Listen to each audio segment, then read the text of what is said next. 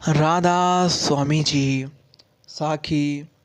एक व्यक्ति काफ़ी दिनों से चिंतित चल रहा था, जिसके कारण वह काफ़ी चिड़चिड़ा था, तनाव में रहने लगा था।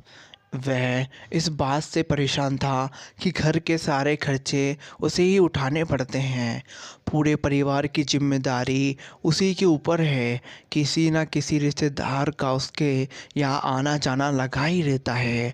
इन्हीं बातों को सोच सोच कर वह काफ़ी परेशान रहता था। बच्चों को अक्सर डांट देता था तथा अपनी पत्नी से भी ज़्यादातर उसका किसी न किसी बात पर झगड़ा चलता रहता था। एक दिन उसका बेटा उसके पास आया और बोला, पिताजी मेरे स्कूल का होमवर्क कर दीजिए। वह व्यक्ति पहले से ही तनाव में था, तो उसने बेटे को डांट कर भगा दिया।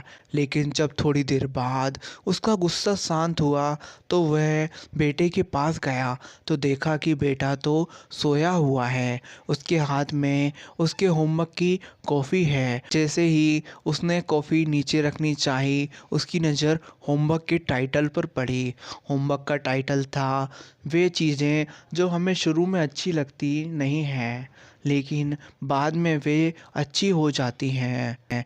इस टाइटल पर बच्चे को एक पैराग्राफ लिखना था, जो उसने लिख लिया था। उसने बच्चे का लिखा पढ़ना शुरू किया। बच्चे ने लिखा था, मैं अपने फाइनल एग्ज़ाम को बहुत धन्यवाद देता हूँ, क्योंकि शुरू में तो मैं बिल्कुल अच्छे नहीं लगते थे, लेकिन इनके बाद स्कूल की छुट्टियाँ पड़ जाती हैं। मैं ख़राब स्वाद वाली कड़वी दवाइयों को बहुत धन्यवाद देता हूँ, क्योंकि शुरू में तो ये कड़वी लगती हैं लेकिन मुझे ये बीमारी से ठीक कराती हैं।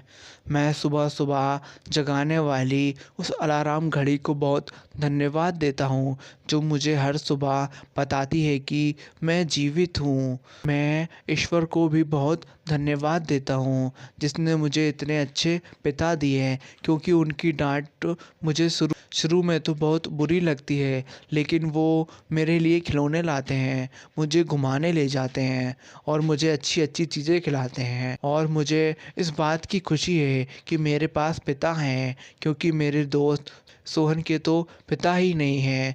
बच्चों का होमवर्क पढ़ने के बाद वह व्यक्ति जैसे अचानक नींद से जाग गया। उसने उसकी सोच बदल सी गई। बच्ची की लिखी बातें उसके दिमाग में बार बार घूम रही थी, खासकर वह लास्ट वाली लाइन। उसकी नींद उड़ गई थी।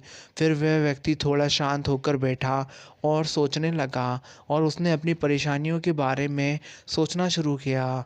मुझे घर के सारे खर्चे उठाने पड़ते हैं, इसका मतलब है कि मेरे पास घर है, और ईश्वर से मैं उन लोगों से बेहतर स्थिति में हूँ जिनके पास घर नहीं है। मुझे पूरे परिवार की जिम्मेदारी उठानी पड़ती है। इसका मतलब है कि मेरा परिवार है, बीवी बच्चे हैं, और ईश्वर की कृपा से उन लोगों से ज़्यादा खुशनसीब हूँ जिनके पास बिल्कुल परिवार नहीं है। वो दुनिया में बिल्कुल अकेले हैं। मेरा यहाँ ना कोई मित्र और रिश्तेदार आ जाता रहता है। इसका मतलब है कि मेरी एक सामाजिक हैसियत है और मेरे पास मेरे सुख दुख में साथ देने वाले लोग हैं। हे मेरे भगवान, तेरा बहुत बहुत शुक्रिया। मुझे माफ़ करना, मैं तेरी कृपा को पहचान नहीं पाया। उसके बाद उसकी सोच एकदम से बदल गई। उसकी सारी परेशानी, सारी चिंता एकदम से जैसे ख़त्म हो गई। वह एकदम से बदल सा गया। वह भागकर अपने बेटे के पास गया और सोते हुए बेटे को गोद में उठाकर उसके माथे को चूमने लगा। उसके बेटे तथा ईश्वर को धन्यवाद देने लगे।